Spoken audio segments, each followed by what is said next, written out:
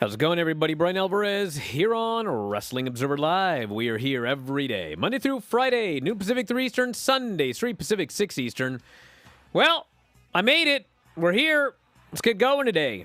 Got a lot to get into. And actually, I don't even know if Sempervive is going to be here on time, so what a day we've got. A lot to get into here today. Tonight, of course, NXT. We have got a number of segments announced for the show. Tomorrow is AEW Dynamite, and we have a number of segments announced for the show, including, yes, MJF is back on the show tomorrow. I don't know if the Elite is going to show up tomorrow, but clearly we've got two Dynamites before the pay-per-view, and we got to set up that match for the tag team, the six-man tag team titles, and they have just filed a new trademark, and so I don't know if they are coming back as heels. And quite frankly, I think that based on how everything went down, I think that's impossible. But I think that they are going to play off the fact that they were just erased from history. And it's going to be interesting because if they come back as babyfaces and complain about being erased from history, that once again makes the promotion the heel. So I don't know what's going on. I just know they've got a trademark. We'll talk about that here today. We've got the latest on Billy Corgan versus Nick Aldis, where Billy Corgan, I think the term he used is he's working an angle, but he's not working an angle. Billy Corgan thinks he's working his own angle. We'll get into that here today. This is quite the story. FTR's heading to the Tokyo Dome. Don't know if anybody else is, but they do have a rainbow, I'm sure, on the Tokyo Dome. It's no longer 2 nights, so there's less slots available for outside talent. We've got the Raw Report. Lots of things happen on Raw, including no more 24/7 title and no more Money in the Bank briefcase on Austin Theory. Got ratings and more, and we will kick it off after the break. Observer Live.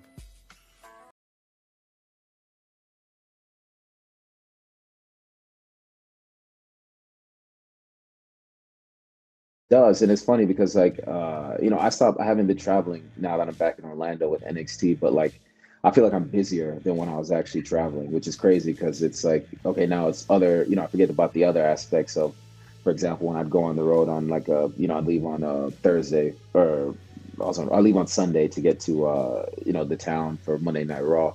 And I forget, I have that night in the hotel, but it's like every day now it's waking up to the kids and being a father as well. And not that I wasn't a father before, but I still had the days where I was kind of just like on my own, where now it's every day. It's like, okay, I got to remember I have my own things to take care of for myself personally, but I have now the two people on a regular basis where, the weekends are busy, where it's just not really a lot of time for myself, which is okay.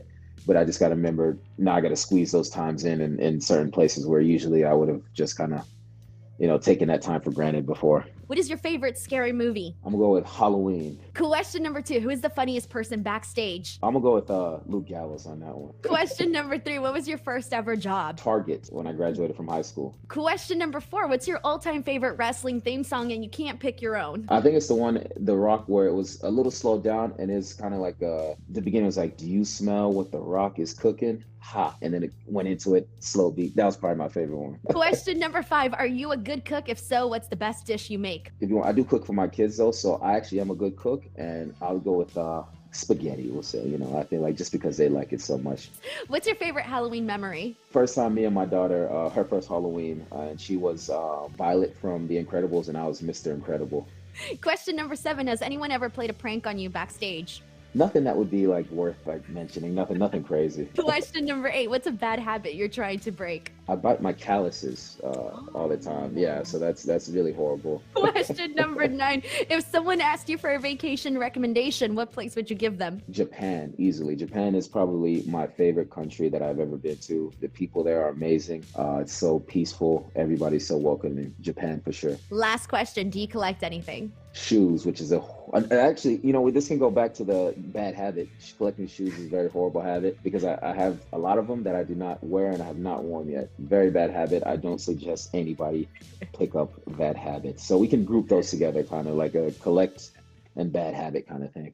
Hey there, everyone. Thank you guys so much for watching my Q&A. I hope you guys had a good time. Before we go, just a heads up, if you haven't already, head on over to youtube.com/F4W Online TV. We have surpassed over 92,000 subscribers and are even closer and closer to hitting that 100K mark. So if you haven't already, make sure to head on over and subscribe. Once again, that is youtube.com/F4W Online TV. Now back to Wrestling Observer Live. Enjoy the show, everyone.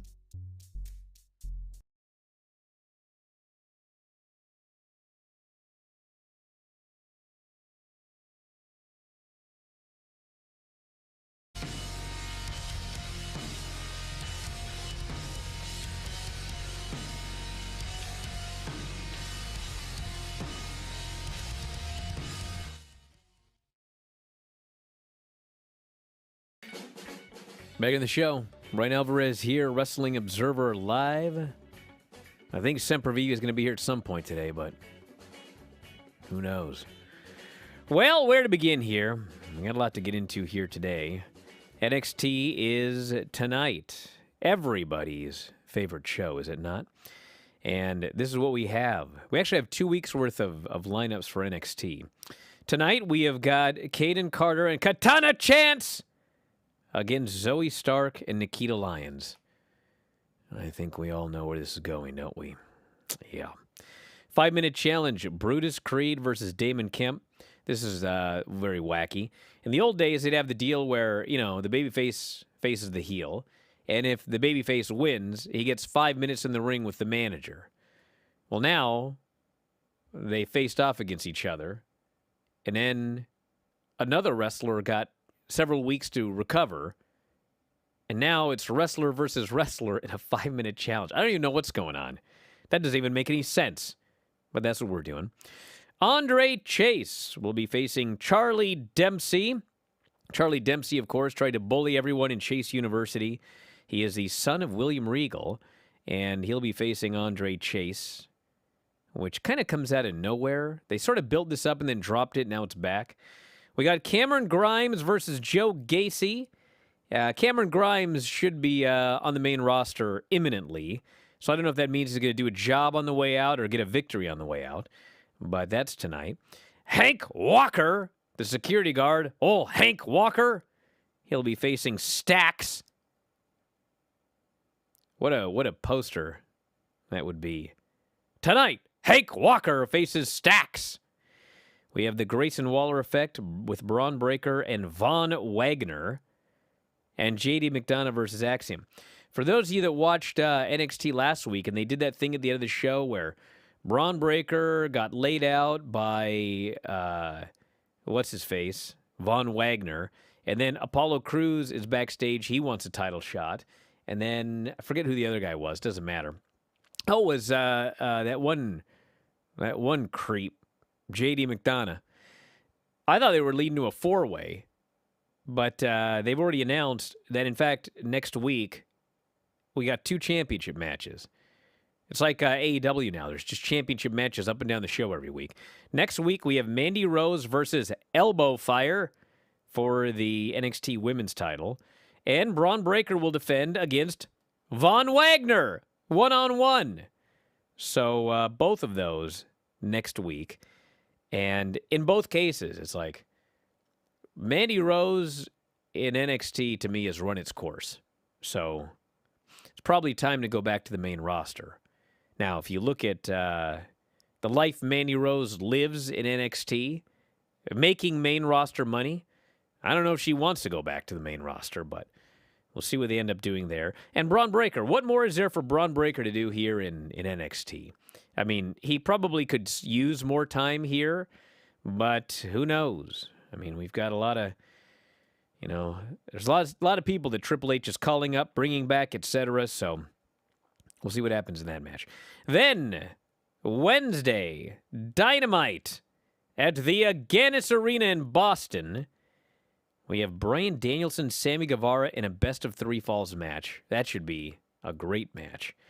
We have the AEW World Title Eliminator Tournament going on. Tomorrow's match is Eddie Kingston against Ethan Page. And it'd be cool if Eddie Kingston moved on in this tournament, but at the same time, I mean, they've been doing a lot with Ethan Page, so it seems weird to have all of these interviews, promos, attacking Moxley, etc., only to lose in the opening round. So I presume Ethan Page is going over.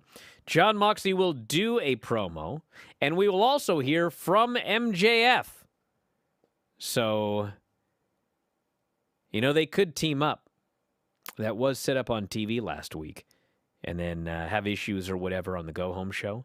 We have Britt Baker and Saraya. They're claiming a face-to-face confrontation, which they did not do last week. Jamie Hayter will face Sky Blue. The Acclaimed and FTR will be facing Swerve in Our Glory and the Guns. So that is the lineup for NXT and AEW coming up over the next 2 days. FTR, by the way, set to wrestle at the Tokyo Dome for the first time ever. Dave Meltzer confirmed last night on Wrestling Observer Radio. FTR wrestling at Wrestle Kingdom 17. Of course, on the same day, AEW is running in Seattle. So I do not expect Bryan Danielson, of all people, Bryan Danielson, to work the Tokyo Dome. I don't expect, really, I think most of the big stars are probably going to be in the Seattle debut. And the other big difference is there's only one night of Tokyo Dome. And so you've got all of the main New Japan stars that have to have matches on the show. You could bring some AEW talent in for the Rambo. I wouldn't be surprised if we saw a couple of names in the Rambo. But as far as other big matches, big names, the one that everyone's been talking about is Jon Moxley and Will Ospreay. And, I would be very surprised if AEW had their West Coast Seattle debut and the world champion wasn't there. So that would mean either A, he's got to lose the title to MJF at the pay-per-view, or, they have to send their champion over there, or he doesn't go at all. I mean, I don't know what the situation is for the Tokyo Dome in terms of Jon Moxley, but we may get another AEW talent or two, or they may just try to, the Climate Pledge Arena is not a small arena, so they're going to want all hands on deck. They're going to want the show to do very well. So FTR may be the only AEW talent there, or that could change. New trademark filing by the Young Bucks last week. They have trademarked the Wayward Sons. Now, this is not AEW. This is the Young Bucks. They have trademarked the Wayward Sons. And this, of course, is for, you'll be stunned to hear, merch. And as I talked about in the opening segment, I mean, if you watch the last 2 weeks of Dynamite, what have they done with the Elite? Well, they've had all of this footage of the Elite from early on in AEW, and then it freezes and the Elite burns away. They're gone. They've been written out of history. And, the story here and the trademark of the Wayward Sons tells me they're coming back and they're angry. That's the storyline. They're angry they were forgotten. They were angry they were written out. And they got a chip. They're angry that their championships were stripped of them. They were written out of history, et cetera, et cetera. So this is, it's a babyface thing. They're back. They're mad. But it makes the company out to be the heel, which you really don't want to do. We kind of had that situation for a while with MJF, and eventually it was just like, well, we got to go with this MJF babyface thing. And once they started to do that, he really backed off on how horrible AEW was. Now he puts AEW over. Now the storyline is, Tony paid me, I'm making millions, I love it here, this place is great. So they clearly recognized, A, that he was getting over as a babyface, and B, we need to backtrack on this whole, I'm the babyface, the company's the heel. So I don't know what they're going to do, the Young Bucks, when they come back. But from watching the videos, it sure sounds like they're angry at their treatment by the company. So, they could come back and try and do, them as heels coming back in the company. But how? How do you do that? They're going to come back and they're going to get a massive ovation. It's the same thing that happened with MJF. He was gone forever. He came back, got a huge ovation. And I'm very curious as to what they do, how they play it, and how both the Young Bucks, the Elite, and AEW itself is how it's portrayed in all of this. So we may find out tonight, because there's only 2 weeks left before the pay-per-view, and I presume they're wrestling for the 6-man titles at the pay-per-view. So it's either tonight or next week. They do whatever they're going to do. I'm sorry, tomorrow night or next week. Back in a moment with more news, and then we'll get into Raw, Wrestling Observer Live.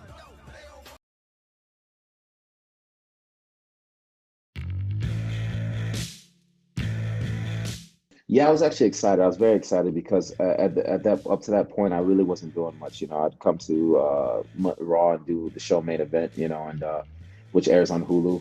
And I was kind of just like, I want to do more. You know what I mean? But it didn't seem like anything was going to happen or anything was kind of happening, and it just kind of, I became complacent, and I was just kind of like, I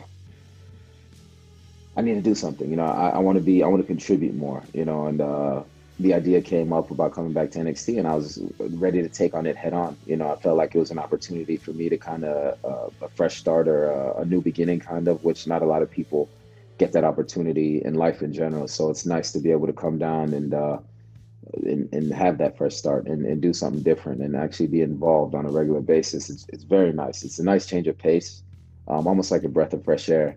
And again, there's a lot of young talent out here that I get to work with that's, so hungry, passionate, young, and have everything ahead of them. So it's nice to see, and it helped me kind of find that passion again and that motivation for myself as well, because I was kind of going through a rut where it was like, okay, I'm going to go to work, do my job, and I'm going to fly home. And I got stuck in that,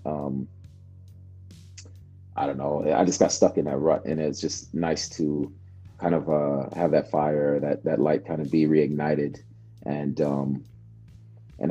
become a fan again as well of the sport. So it's nice. It was I was very excited for the opportunity. I'm still excited for the opportunity, because even my first go around at NXT, when I first got signed originally, I don't think I had enough time down to kind of develop character, develop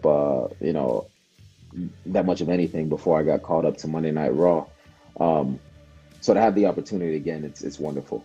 I felt great about that, because I never had the opportunity to go out there and kind of just talk and show that I have that side as well, and it was, I remember when I first came up, it was like, all he does is smile, he can't cut a promo or whatever it was, I was getting all kind of like feedback from which I still do. You still get, fans that want to say what they got to say, but it was weird. So I did the accent, which when I got into that character with the Nigerian stuff, I kind of was hesitant to do the accent, but I said, okay, this is a job that I got to do, and I'm going to do it to the best of my ability as well, which I feel like I took something and ran with it and absolutely killed it. But doing that accent in a weird way kind of helped me find my voice and kind of helped me understand, that I don't need to pretend I'm somebody else. It's weird, but it worked out that way for me. So for me to come out now without the accent and being able to talk, I've kind of just been able to find that voice, so to go and show that again was great. Now back to Wrestling Observer Live.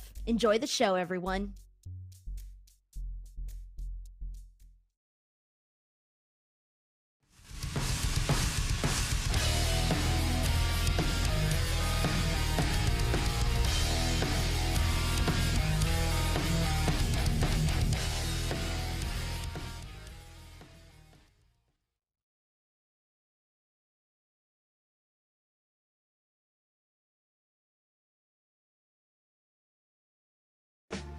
Back in the show, Bryan Alvarez here, Wrestling Observer Live. Mike Sempervive not here, but I shall barrel on through as I am stricken with illness, and God only knows what else. Hey, listen.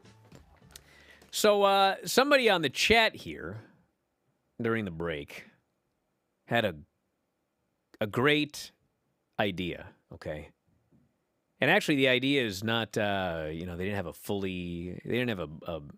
storyline or anything like that. And actually, I don't know what the storyline would be, okay? But it's fake. Should be able to come up with something. Their suggestion was that the person responsible for the Young Bucks and Kenny Omega and all of this somehow has to end up being Adam Cole, who has also been gone. And how you work all of this out, I don't know. I need some time to think about it. But Adam Cole has been gone, and Adam Cole did turn on the Elite, and this would work out great if you could find a way to make this work. So instead of the Young Bucks as babyfaces feuding with AEW and Tony Khan as a company, they're actually feuding with Adam Cole in whatever storyline they come up with to explain how Adam Cole got them removed from TV for several months. Maybe he was injured in a match and he filed. I don't know. There's got to be something you could do where he ends up taking responsibility for them being gone, and then they do the whole deal where they're actually feuding with Adam Cole and whoever else Adam Cole aligns with. Because we got a lot of things here. I have no idea when Kyle O'Reilly is going to be back. We're not going to have Bobby Fish back. We've obviously had the Elite, the Young Bucks and Kenny Omega have been gone. They're feuding with Adam Cole, who I'm sure is going to come back as a heel. And I have heard, and people have been asking me regularly, what's the update on Adam Cole? What's the update on Adam Cole? I've heard nothing of late about Adam Cole. And I bring that up because, when all of this went down and Adam Cole was injured, I hear something here and there like, yeah, it's pretty bad, and they're going to keep him out of action for a while and make sure that he's 100%. And then recently it was just like radio silence. And it could be that there is no update and it's bad. Or it could be that, how they do actually with Money in the Bank sometimes. When someone's going to cash in, you just don't see that person for a little while. And then when they return, it's a big surprise. So I don't want to say, and I am not saying, and do not report this, I am not saying that like Adam Cole's back Wednesday or next week or anything like that. But what I'm saying is he could be back soon. And, one way or the other, even if he's not back soon, the Elite can come back and you can build up, like, let's say Cole's not going to be ready for another month. Bring the Bucks back, and you build up this thing, why were they gone or whatever, and then the big reveal is Adam Cole whenever he actually can come back. And then that solves a lot of different problems as to, who is responsible for erasing them, what the story is. They have the obvious feud there back and forth. You could add some surprises to, the Adam Cole side. There's a lot of things you can do. So I presume that is a possibility. It was me all along. Well, it looks like Mike showed up. Huh? And now we can't hear you. You have no audio. I can't hear you. Hello? You muted me. Oh, there we go. Yeah, how about that? I muted the wrong channel. Oh, get out of here. I'm muting you again, you idiot. Do I need to move on, or do you want to talk about the Young Bucks quietly? Sure. What's going on with the Young Bucks? Is this Where about were their you? trademark? Yes. Where was I? I was in the car coming back from the Apple store. I saw you while I was 2 talking hours about away. this. You were sitting there listening to me. I was sitting there listening to you. And if you have no comment, just say no comment. I'll move to the next story. No. The biggest thing is do not continue to make AEW the heel. I don't care who it is at this point. With MJF, I know he's a babyface right now. That was one of the last vestiges as far as talking about WWE over and over and over again. AEW as a company should not be a heel. If you want to put somebody in the position of authority that is, a little on the negative side, or use them as the heel, fine. But as far as using the company as the heel, that I don't like at all. So regardless of where they go with this and whatever direction they decide to go, they need to stop doing that, and they need to stop, in my opinion, making comparisons and always mentioning or referencing the WWE. That's me. All right, here's the latest on whatever the heck's going on in the NWA. Billy Corgan is not backing down from his decision to suspend Nick Aldis, giving his rationale in a spirited defense, it says here, during a Tuesday appearance on Busted Open. In a video that was deleted from his Instagram Sunday, Aldis revealed he had given notice to the NWA, was not complimentary of the company or Corgan. He was then suspended on Monday and pulled from this Saturday's Hard Times 3 pay-per-view. Corgan's main issue is the timing on Aldis vocally criticizing the product when he could have done the same thing in less than 2 months when his deal is up. Ask yourself why, in a pay-per-view week, and with a talent who's leaving the company, does he decide to start blasting me and the product 55 days before he's out and can do whatever he wants to do? Why does he have to bury the locker room and bury the product? Corgan asked. He reiterated Aldis was the highest-paid talent in the company the last 5 years. Their business relationship, quote, proved to be a good bet, with Aldis having his voice heard in both how the NWA was run and how he was booked. He said Aldis is still being paid through at the end of his deal, and they simply disinvited him from appearing Saturday. Aldis emailed in his notice to Pat Kenny about a week ago, and while Corgan wished he would have heard it from Aldis directly given their history, he was fine with the decision to move on. However, he's not happy with Aldis turning the focus to himself ahead of Saturday's show, and apparently he isn't the only one. How do I, Corgan said, as leader of this company, allow a key talent, the most highly visible talent in the company, up until he opens his mouth and tells people he's leaving, blast the company? I can't have a guy like that show up, because what message does that send to the locker room? There are lots of people in the locker room not happy about this. They have to do their job. Why is the focus not on Matt Cardona, Tyrus, Trevor Murdoch, Camille, Kylan King, Chelsea Green? The focus is on Nick Aldis, who is not on the show anymore. It's not animosity. It's just, why are we doing this? He was confused to why Aldis was using the NWA in his name to, quote, work an angle when he's leaving. Quote, he's working something. I don't know what he's working, but he's willing to sacrifice me and the NWA to prove something or get something going or get out early to go do something. That is not cool. He says his decision has nothing to do with Aldis's critiques of the company. I want to remind everyone, everything that he said, I've been hearing that stuff for years. It's not like I heard it and got sensitive. I've heard all this stuff privately for years. These are not new criticisms. He and I have battled about the product for years. He's helped make the product behind the scenes better with those battles. This is not a sensitive, reactive thing. So, Corgan's angry about how this whole thing went down. And he said he told Mickie James they would table the discussions for a second in Power for now. He has been friends with her for 20 years. He said any related issues didn't come up until this Aldis situation happened. Seems pretty obvious they are after something. She doesn't work for me, he does. They want to get out early for some reason? Just say you want to get out, he said. Well, actually, he did, and that caused a problem. So that's the situation with Nick Aldis. Not on the show.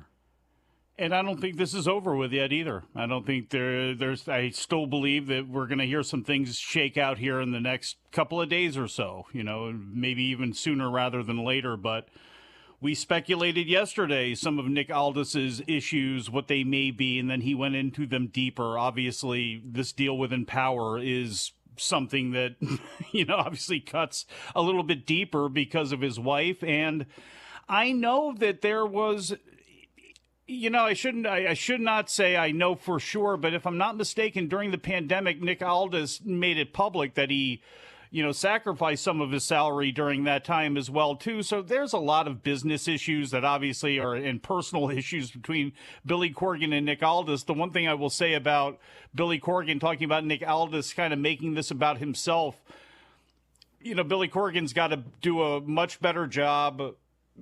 Every time he's out there, it's always Billy Corgan said something, but it's not any hype about the NWA. There's never any interest being driven in the NWA amongst fans. Forget about us in the media or anything like that, but I mean, really amongst fans. So he's got to figure that out as opposed to going back and forth and tit for tat with Aldis this week. I mean, nothing that he said. I mean, one thing you can say about Tony Khan, you know, maybe, you know, pushing by some things. He's always hyping what comes next. He's always hyping his next show, no matter what. First and foremost, Don King, same way. Bob Arum, Vince McMahon, those guys the same way. That's what he's got to start doing, because Hard Times 3 is this weekend, and those tapings down in Louisiana are this weekend, and as great as Wildcat may be doing locally to sell that thing, and that's very, very important for an indie to have that, I mean, you got to get some pay-per-view buys out there. So, again, we're getting close to another event from the NWA where Billy Corgan is in the news far more than the company is.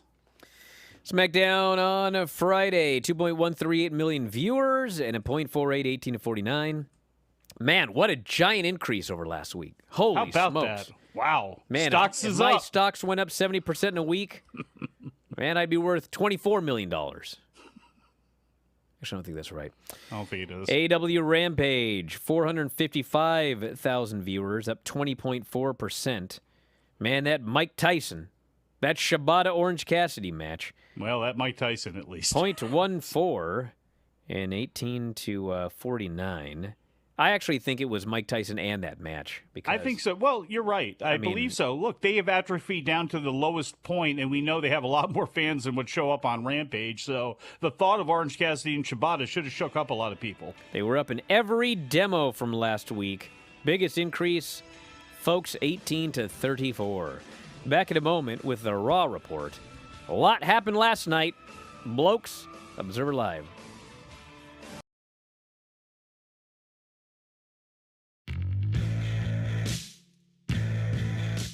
So I want to start off by asking you, how did you get involved in this crazy world of pro wrestling? How did it all get started for you? Man, I have just loved it for my entire life. I grew up watching it, and I grew up as a performer and an athlete. So it was always something that just appealed to me, but it was never something that I thought I could do. I never thought that my body would be able to handle it or that my mind would be able to handle it. And as I got older, I was like, you know what? No, I can. I totally can do this. So I started getting after it, and I had no idea how to get started, but I found a trainer in Charlotte, North Carolina, which is not where I'm from. So I had to go quite a far ways away to get to it. But I started training with George South when I was 21, so 2019. And then after I trained with him and Caleb Conley, I moved back down to Alabama to finish university, and he hooked me up with Mike Jackson. He's 72 years old. He's wrestled for Impact before, and that one time he wrestled before, he took me with him. He was like, hey, girl, you come with me. I was going to go anyway, but I was dating one of the wrestlers, so I didn't want to be weird about being in the back. So I was like, oh, I'll just get a ticket and watch outside. But he was like, no, you're my tag partner. You go with me. And I said, okay. So I went, and it was like one of those things. Right place, right time. I met Madison Rain, and we had a great conversation, and she was like, have you ever thought about being an interviewer? And I said, funnily enough, I have a degree in journalism and broadcasting. So I'd love to. I've never done it for pro wrestling, but hey, let's give it a shot. And I got my foot in the door that day. Then when COVID happens, I was just so happened to be stranded with Sammy, Jess, and Ace. And they were talking about doing the closed set tapings. And they said, bring her with you. And that was it. End of story. It's so hard because especially being so young, and I really do have a lot of injuries already for being so young. I have to kind of weigh my options. But something that I've really fallen in love with in the past year has been managing. I absolutely love it because it still incorporates that physical aspect, but my strong suit is the speaking. My strong suit is the personality. And I get to do both when I'm managing. I get to go through a table at the end and wear a cute outfit while I do it. That's what I love. So I've really fallen in love with that. And so that's something I'm trying to get better at. So hopefully maybe that will be on the horizon. Now back to Wrestling Observer Live. Enjoy the show, everyone.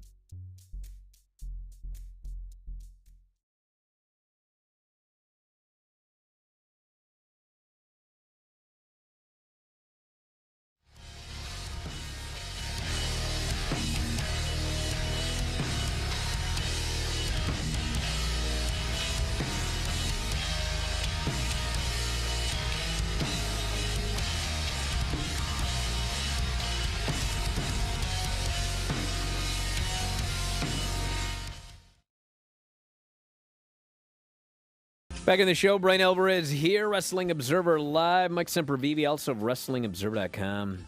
You look great, by the way, boss. Get out of here. You look well rested. God. You look well. You're an idiot.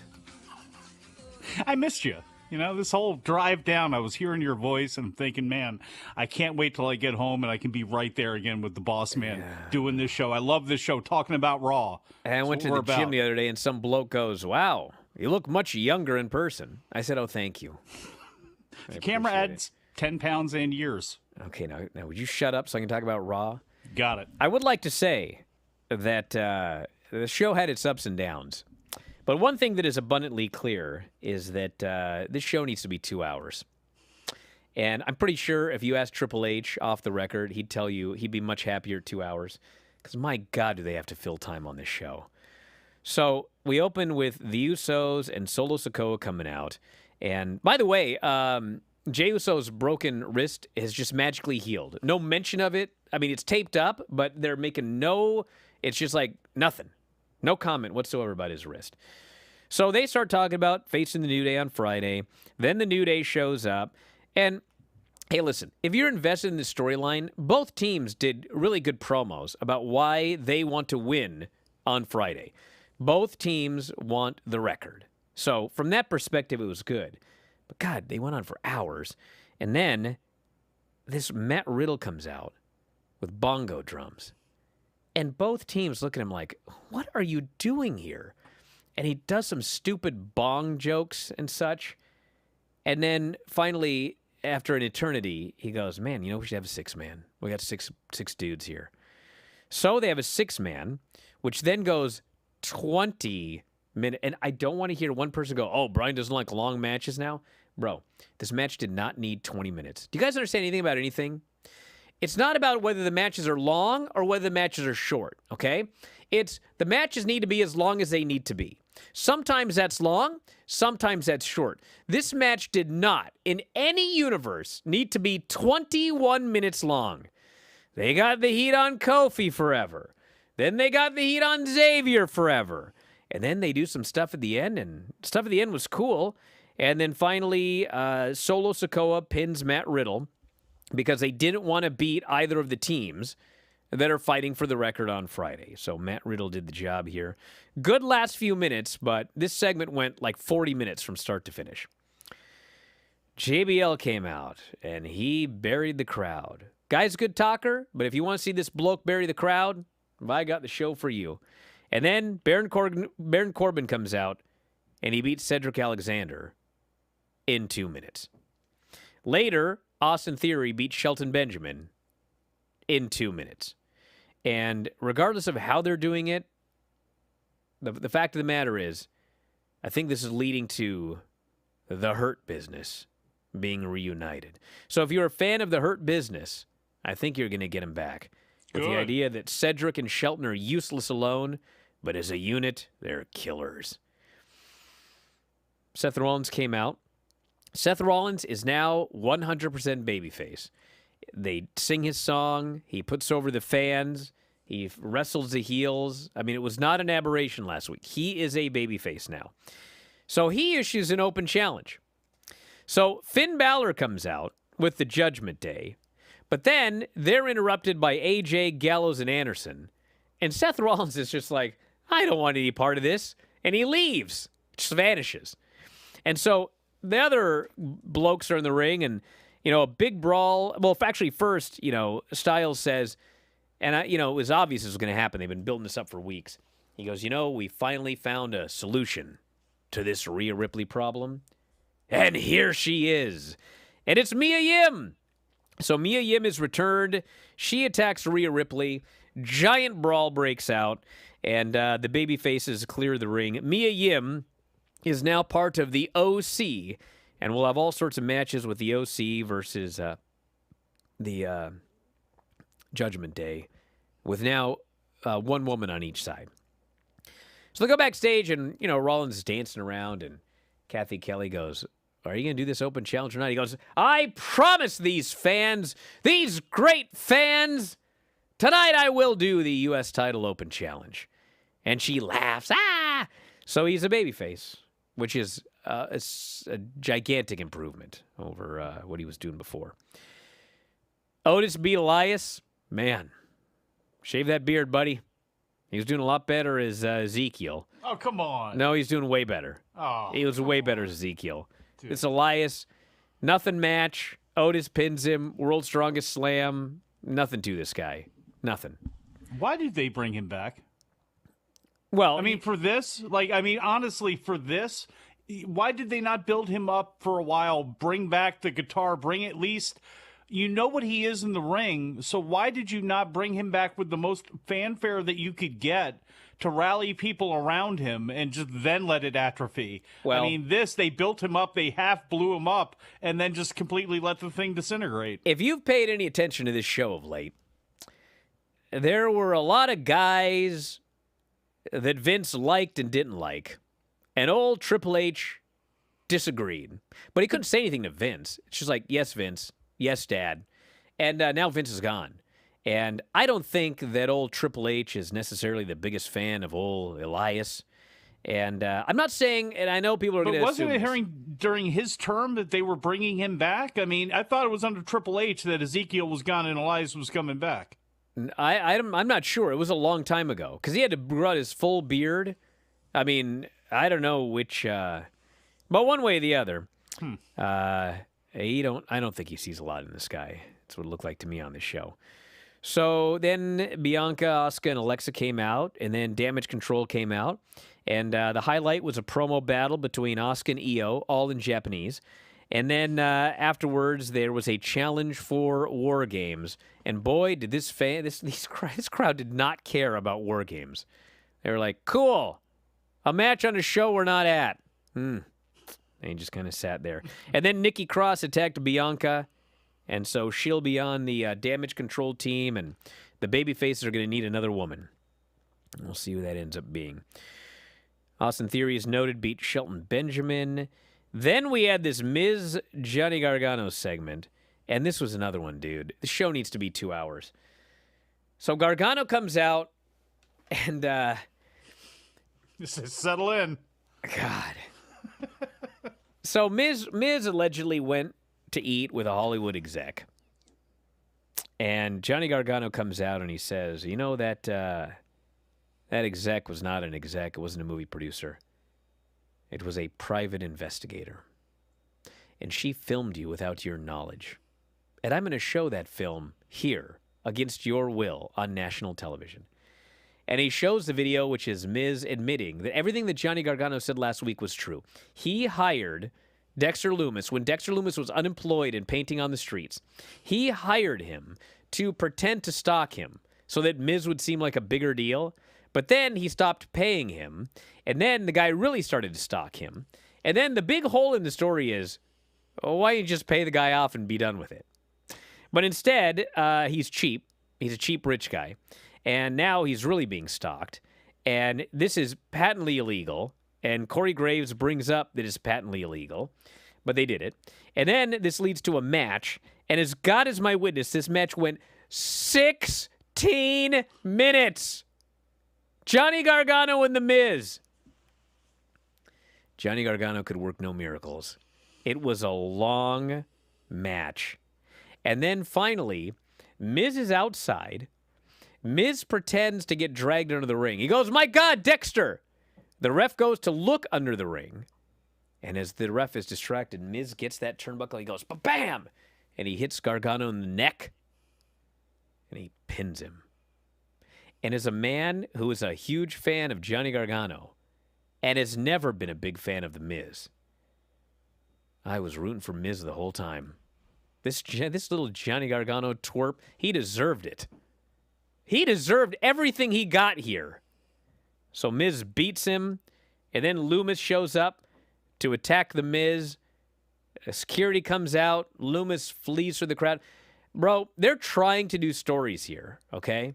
And whatever you think about the stories, the one, and I'm not defending this, don't get me wrong, but I will say, the one thing better is that when Vince was trying to do stories, he'd forget everything a week later, and like all these stories would begin and they wouldn't end, or stories would randomly end that didn't have a beginning.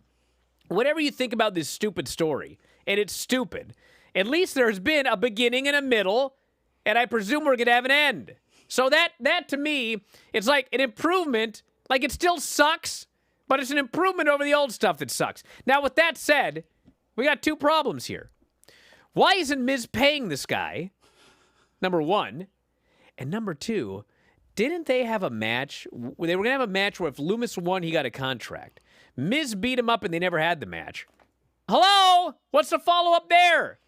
I actually presume this, that we're going to get it next week. But we'll see. I just want there to be a postscript which says, after all of this story, Dexter Lumis was sent back to NXT and he took Elias with him, and then Braun Breaker and Carmelo went up. No, this is not like the egg storyline, everybody. That wasn't a storyline. There was a mystery egg. There was like a beginning. There was no middle. And no, there was no end. Now, Nikki Cross beat Dana Brooke. Nobody cared about the match. Nobody cared about the 24/7 title. Nikki won. They said she was a new 24/7 champion. And then in a backstage segment, which is the funniest segment you ever saw in your life, she tries to throw it in a garbage can. She misses. Bailey cracks. And then Dakota Kai is so distracted she runs into a wall. I love it. This had to be live. I love it. And you know what? If it wasn't, I laughed and laughed. Happy they left it in. Yes. So then Rollins comes out for the open challenge. Ali shows up on the screen. He goes, I'll do it. No one wants to see Ali. But then Bobby Lashley shows up, and he kills Ali. Which means Bobby Lashley, in my book, still a babyface. They had the funniest spot where he throws Ali over this box, and Ali goes, bonk, and he slides down the wall like a cartoon. He's dead. So then Bobby Lashley comes out, but Lashley wants the title so bad that the match doesn't start, and he just beats this guy senseless. And they send out all the geeks to get rid of Bobby Lashley. And as Rollins is there dead, out comes Austin Theory to cash in. And he cashes in for the United States title. And long story short, he can't win. He finally hits his finish. Lashley pulls a ref out of the ring. Lashley kills Austin Theory. The referee wakes up. He starts counting Austin Theory out. Austin Theory slides in at 9, immediately gets curb stomped and pinned, and Seth Rollins retains the title. Now, yes, he's a massive geek, everybody. He's a massive geek. But, like, this is one of those things where you can't win for losing. If Austin Theory would have cashed in and beat Seth Rollins, people would have been so furious with that. Instead, they did the right thing. They took this stupid briefcase off the guy. He's not going to beat Roman Reigns. He's useless with the briefcase. He goes in there, he cashes in, which, honest to God, in storyline, he made the right call. You ain't beating a Roman. Try to win something. And he ends up getting beaten. He shouldn't be the U.S. champion right now anyway. Seth just turned babyface. So I had no problem with this. This was a huge positive. Everything about it was good. And Mike is furiously nodding, as I think deep down all of you are as well. Talk more after the break. Observer Live.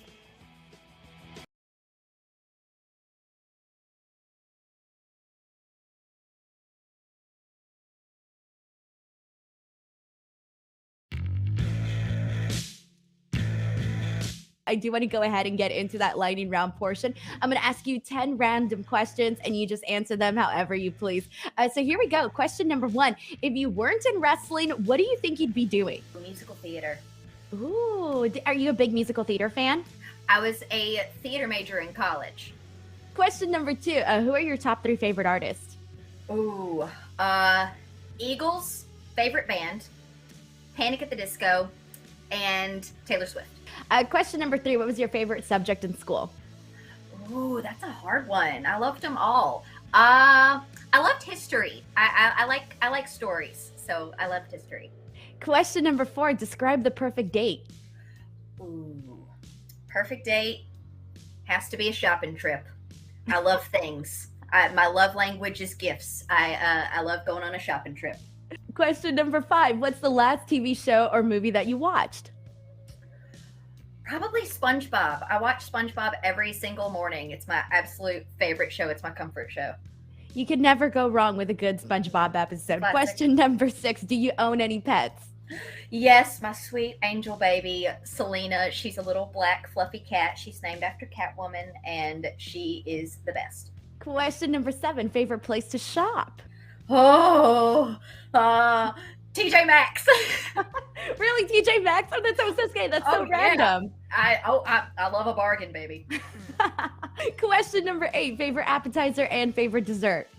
Spinach and artichoke dip. 100%, and creme brulee. Question number 9. Your dream vacation.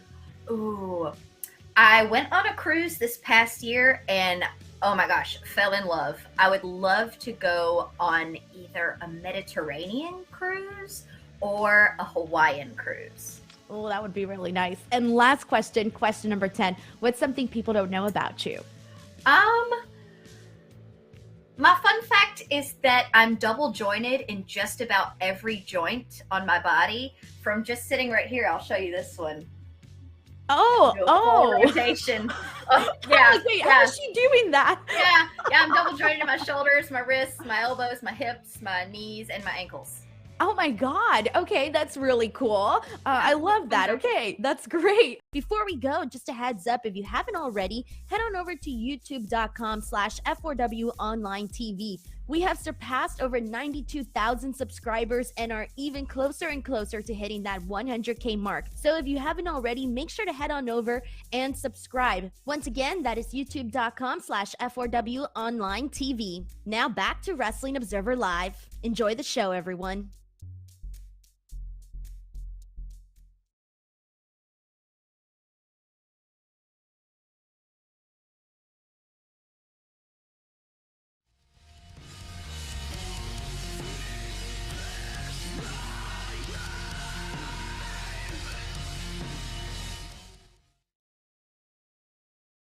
All right, I don't got a lot of time. I'll make this quick. Lenny, who's going to owe me money here, by the way, is advocating to get rid of this briefcase. It's useless. It's just a disaster. Here's the thing. I'm not going to argue that because it has been a disaster. But here's the thing you guys got to take in mind. I know you guys, some of you don't like Triple H, okay? But this guy is doing a far better job with long-term storytelling than Vince was. And you don't need to get rid of Money in the Bank. If on Money in the Bank day, you have a guy that you're grooming for the top spot, and he's the guy that wins the briefcase, and you do an 8-month story leading to him cashing in. If the babyface calls his shot, the heels do it underhanded, whatever, okay? Do you guys remember how Vince used to do Money in the Bank? The day of the show would come, and on the day of the show, he would decide who was going to win, and he had no plan. He had no idea what to do the next day. He had no intention of doing anything. It was like, well, we need a winner. Shout out to Jake Hager. Sandow, you're going to win today. Oh, Otis, I got a funny idea. The ladder breaks and you catch it because you're fat. This is what the guy came up with. He had no plan. Nope. But you know what? If you have a plan, then there's nothing wrong with having an annual Money in the Bank. There's a lot of ways to make it work. So yeah, the way that Vince did it for the last decade or whatever sucked, but he's gone. That doesn't mean it has to suck now. It just means plan a little bit. And you have to tear, in my opinion, Austin Theory down to build him back up again, get rid of all this other crap. Let's start from anew for Austin Theory, not a geek anymore. Come on. That was it. We're out the of last time. of his geekdom, hopefully. We're out of time, everybody. Lance will be tonight on the Bryan and Vinny Show. No show this afternoon. He's replacing Vinny. Got a lot to get into. And that's it. We'll talk to you next time. Wrestling Observer Live.